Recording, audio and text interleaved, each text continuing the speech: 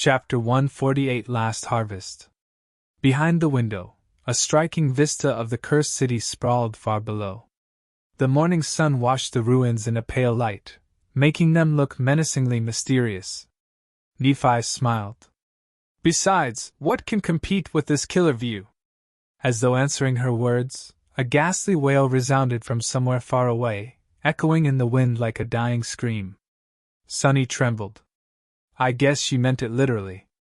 With a sigh, he put Changing Star's strange choice of habitat at the back of his mind and approached the pile of meat. Let's eat first. The three of them sat on the stone floor and ate monster meat, passing around Cassie's beautiful glass bottle between each other. It was just like the good old times, provided that those times were not actually that old, and there had certainly not been anything good about them. Almost. When all three of them were satiated, Nephi looked at Sonny with calm intensity. For some reason, he was reminded of the unseen waves of pressure that Gunlog created anywhere he went.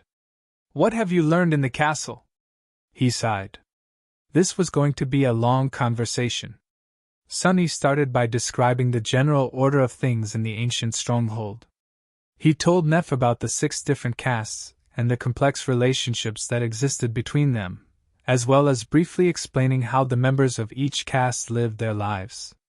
Sometimes, Cassie would add a few details of her own. Changing Star frowned. Wait, did you say that there were 500 people living in the castle? Sonny gave her a nod. Yes, somewhere around that. Why? She thought for a bit, then said, That doesn't make sense. There are almost as many people here in the outer settlement, perhaps even more. That would put the human population of the Dark City at around 1,000. Most of them are fairly young too, which would mean that each year, hundreds upon hundreds of us are sent to the Forgotten Shore, with most somehow managing to survive and reach the Bright Castle. She paused. But I haven't seen a single sleeper of our crop here in the slum. As far as I know, we 3 are the only ones to come to the Dark City after the recent solstice. Sonny scratched the back of his head and said with reluctance, Actually, it's 4. Castor is also here. He's living comfortably in the castle. Nephi suddenly grew strangely animated. Castor of the Hanley clan? He is here? No need to be so enthusiastic, damn it! Sonny tried not to grimace. Yeah. He had been here pretty much this entire time. Actually, Castor had told us that there were only 7 sleepers sent to the Forgotten Shore by the spell this year. Strange, I know. He paused for a few moments, and then added, Truth be told, I noticed this discrepancy as well. But there is an explanation. You see, there seems to be a pattern to how many people the spell sends here. 15 years ago, when a bunch of crazy humans first laid claim to the castle, there would be just a dozen or so newcomers each year. Then a few dozen. Then 100. In the past few years, it was several hundred each time. Sonny gestured at the 3 of them. Until this year, that is, when mere 7 sleepers arrived. Since the spell is obsessed with the number 7, some people believe that this marks the end of a 14-year-long cycle and the first year of a new one. I think it's plausible. Changing Star thought for a bit, then asked, How does Castor know the total number of new arrivals? That was a good question, naturally. One that Sonny had asked himself many times before finally convincing himself to go find the handsome Legacy and ask him directly. There's an artisan in the castle with a weird type of revelation ability. She can trace the general location of everyone a person had ever met. Castor paid her a bunch of soul shards to check if any of his acquaintances made it to the Forgotten Shore. She told him there were 6. Nephi was silent for a few moments, then simply said, Continue. Sonny did. He briefly mentioned the main points of everything he had been able to learn, including all the vile crap he had to witness and his own thoughts on how things worked under the pristine white surface of the magnificent fortress. Inevitably, he had to describe how ingenious and unassailable Bright Lord's hold over the Dark City was. Cassie grew pale and quiet during his somber account. Changing Star's face grew darker and darker with each word. When he told her about the travesty of a trial that ended with Jubiai's harrowing death and shared his own thoughts on how powerful the host truly was, the corners of her mouth turned downward. Finally, he came to the conclusion, and that is why Gunnlaug can never be defeated. He controls every facet of life here, both material and abstract. Food, shelter, hope, fear, everything comes under the purview of his authority, and his authority is absolute. Even power itself is his to give and take. Out here, Gunnlaug might as well be considered a god. Nephi remained silent for a long time, and then quietly said, "He is not a god. He is just an impostor." Sunny chuckled. "In this hell, is there a difference?" She glanced at him sharply and gritted her teeth. After a few minutes spent in tense silence, Neff suddenly said, "Still. That only explains why Gunnlaug can't be overthrown in a rebellion. Why didn't anyone simply kill him in his sleep? Why didn't one of his lieutenants stage a coup? After all, this is how tyrants usually end, by the hand of their most trusted ally." Sunny smiled darkly. "Ah, well. That is because up until now, I only told you about his power as a ruler. Which is, by all accounts, nothing short of terrifying. But his personal power?" He shivered, then added in a hoarse voice, "It's way, way worse." Chapter 149 Dark Diver. Sunny was silent for a while, then sighed. "Do you remember how Effie told us that he might as well be considered immortal? Well, she wasn't wrong. Apart from the fact that Gunnlaug has probably absorbed more soul essence, and has more experience fighting both Nightmare Creature and Awakened than anyone else on the Forgotten Shore, there's more to him than that." Nephi frowned. "Is his aspect ability uniquely powerful?" Sunny shook his head. "His aspect ability is that he is able to breathe and move with incredible speed underwater. But it is connected to what I am about to tell you." He hesitated. "You see, Gunnlaug came to the Dark City around 8 years ago. Since his ability was of no use in the ruins, he quickly became an outcast. From what I was able to learn, things were even darker in the castle back then.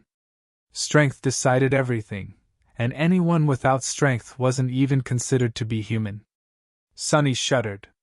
He could imagine it vividly. This was, by far, the most cruel and bloody time in the history of the Bright Castle. Right after the last member of the original cohort to conquer the ancient stronghold had perished, and before Gunnlaug took control, things balanced at the edge of madness for a while. Say what you want about the bastard, but at least he kept the humans here from turning into animals, completely. Sunny continued. But Gunnlaug, he turned out to be mad even by those standards. Because he actually began to hunt in the Dark Sea. Changing Star blinked. "What?" He nodded. "Yes. At dusk, he would dive from the city wall into the black water to scavenge the soul shards from the monsters of the labyrinth that were crushed by the flood, racing against the approaching horrors of the depths. And at dawn, he would dive into the retreating sea to scavenge meat from the remains of creatures that the dwellers of the depths had killed and left behind." Nephi silently stared at him. They had met the abominable existences that hid beneath the black surface of the cursed sea twice, and each of these harrowing meetings had left scars on their souls and minds. To do so twice a day, every day. Gunnlaug was indeed a madman. But he was also somewhat of a mad genius. Sunny took a deep breath. And this is how he turned from a desperate outcast into the Bright Lord. One day, Gunnlaug was pulled away by a current, and, once the sea disappeared, stumbled onto a mortally wounded, dying Leviathan. The creature was still alive, but just barely. Knowing that the carrion eaters of the labyrinth will soon come to feast on it, Gunnlaug began cutting the meat of the creature's bones with his knife. He paused, then said in a strangely dark voice, "By chance, the Leviathan happened to die from its terrible wounds at that exact moment. And since Gunnlaug's blade was the last thing to cut it, the spell happened to attribute the kill to him. And that kill happened to give him a memory. A wondrous golden armor that no human weapon can even scratch. No one really knew a lot about the dwellers of the depths, but Sunny and Nephi had once witnessed two Carapace centurions retrieve two transcendent soul shards from the carcass of one of them. Which meant that Gunlog's armor-type memory was at least 3 ranks above the soul cores of every human on the Forgotten Shore. Almost every weapon-type memory they possessed was either of dormant or awakened rank. Even if someone managed to kill a fallen creature and acquire an ascended weapon from it, the weapon would most likely still be ineffective against the transcendent armor. And since that damn armor didn't have any openings, basically Gunlog was invincible. Sunny sighed. With that armor, he returned to the Dark City, gathered a few supporters, killed everyone who stood in his way, and took control of the castle. No one was able to threaten his reign ever since. And all those who tried, well, their skulls are out there for everyone to see, swinging on chains above the gates of the castle. Nephi remained silent for a long time, staring at the floor. She seemed to be a bit disheartened. Finally, she asked, "What traits does the armor possess?" He shrugged. "Who knows? It's not like anyone who had the opportunity to learn that lived to tell the tale. The only thing widely known about the golden armor is that it is made out of some strange liquid metal and that it emanates a field of crushing psychic pressure. But even that is not entirely true. Actually, it only affects those who look at their reflection in the visor." Cassie wasn't affected at all. The blind girl raised an eyebrow, only now learning that everyone except for her always felt incredibly oppressed in Gunlog's presence. For once, her terrible flaw gave her an advantage. It had also allowed Sunny to learn a valuable secret. But he had no time to be happy about it. The most important part of this conversation was drawing close. He had to convince Changing Star to abandon any idea of going against Gunlog. Otherwise, all 3 of them were going to end up dead. Sunny looked at her and asked in a carefully neutral tone, "So, what do you think?" Changing Star was quiet for a while, then suddenly said, "I have also learned something while you were gone." Sunny frowned slightly. Was she trying to avoid this conversation? Feeling heavy and uncertain, he asked, "Really? What is it?" However, in the next second, he had forgotten all about his previous worries. Because Nephi looked him right in the eyes and said, "There is a gateway here, after all." Something exploded in Sunny's mind. What, there is a gateway? Stunned, he stared at Neff with wide eyes. How could this be? Why hadn't anyone ever mentioned it? No, it didn't make any sense. If there was a gateway, why would people just stay in the Dark City? Why were both Effie and Castor so adamant that there was no way out? A familiar dark feeling of unease settled in his heart. Trying to compose himself, Sunny slowly said, "Then why hasn't anyone left? Where is it?" Nephi looked at the window, remained silent for a few moments, and then answered in a flat tone, "Where do you think?" "It's in the Crimson Spire, of course." Chapter 150 Hunting Party. The Crimson Spire, that eerie and ever-present shadow that had hunted him all this time. The Cyclopean tower that stood at the center of the labyrinth, or maybe was the source of it, emanating a harrowing sense of foreboding. The background for the last part of Cassie's vision. Of course, the damn gateway just had to be in that damn spire. Sunny sighed. This was unwelcomed, but not unexpected news. After all, Inspector Rock did warn them that, should they ever find themselves in a region of the Dream Realm without an established human citadel, they should look for the gateway either around or inside the most prominent landmark there. The Crimson Spire loomed over the entire Forgotten Shore like an axis connecting heaven to earth. It was hard to imagine anything more prominent.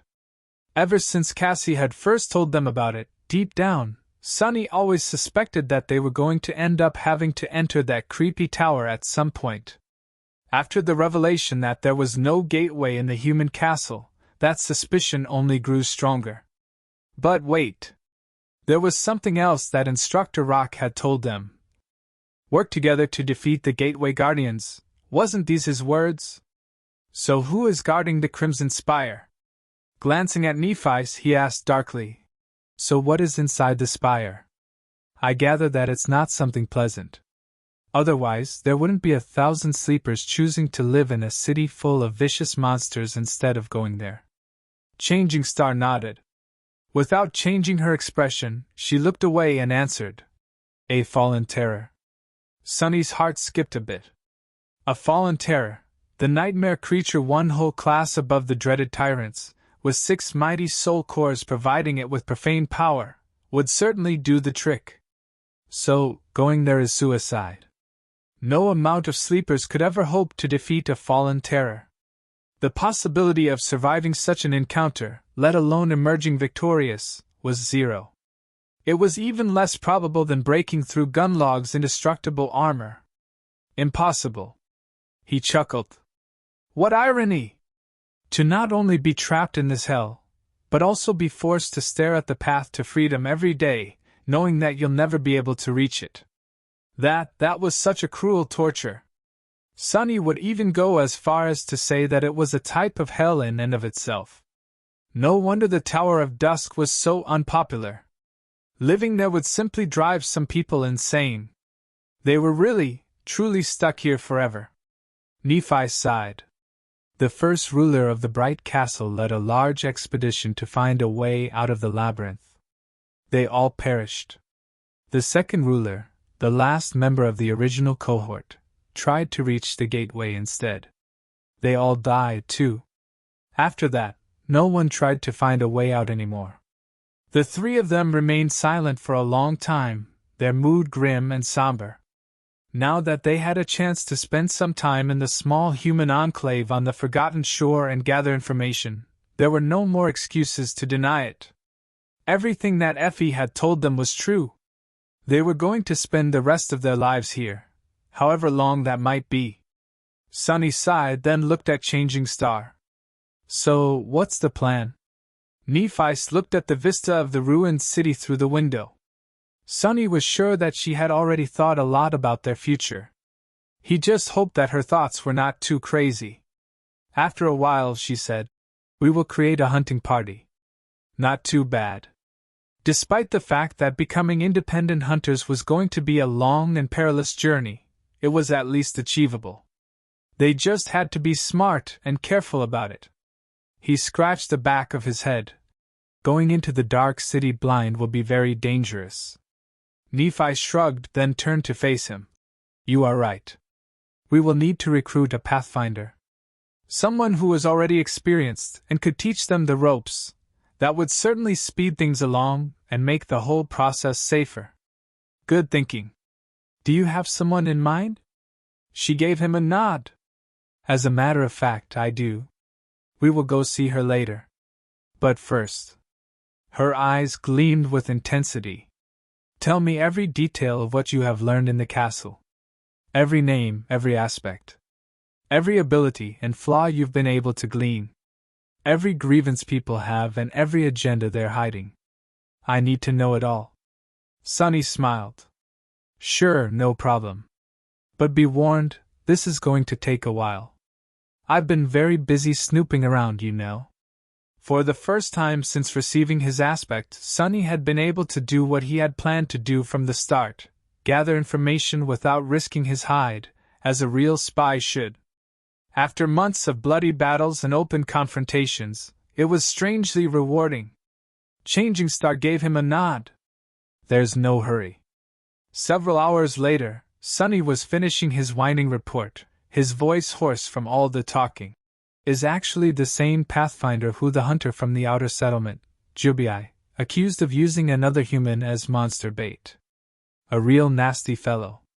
He is an incredibly formidable fighter and is good at his job, but his personal habits, well.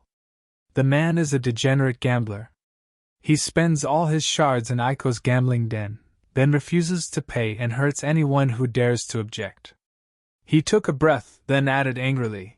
Some people even say that this whole challenge happened because he wanted to hunt a powerful monster and pay off a part of his gambling debt. The bastard. Then Sunny thought for a while, scratched his head, and said, I think that covers pretty much everything. Of course, there are a lot of things I wasn't able to learn at all. Nephi's was in deep thought, digesting the mountain of information that Sunny had thrown at her. Her face was cold and distant. Feeling that her friend wasn't going to react, Cassie patted him on the shoulder, smiled, and said, "You've done a very good job, Sunny. This is amazing." He blinked and looked aside, slightly embarrassed. "Well, of course it is. That is what my aspect is actually for, remember? The whole monster slaying thing is nothing but an unfortunate misuse of my talents, honestly. Yeah. I would much prefer to stay hidden somewhere safe and let my shadow do all the work." The shadow slightly turned its head and threw a menacing look his way. It was not amused. Sunny smiled, then looked at Nephi's. "So, who is the pathfinder you want to recruit? There can't be a lot of experienced hunters in the outer settlement, right? And each of them must have their hunting party already. How are we going to persuade one to join us?" Changing Star lingered, then said in a strangely tense voice, "Yes. Everyone who is worth something has their own party, except for one person. But persuading her won't be easy." She sighed, then added, "Actually, you already know her. It's Effie."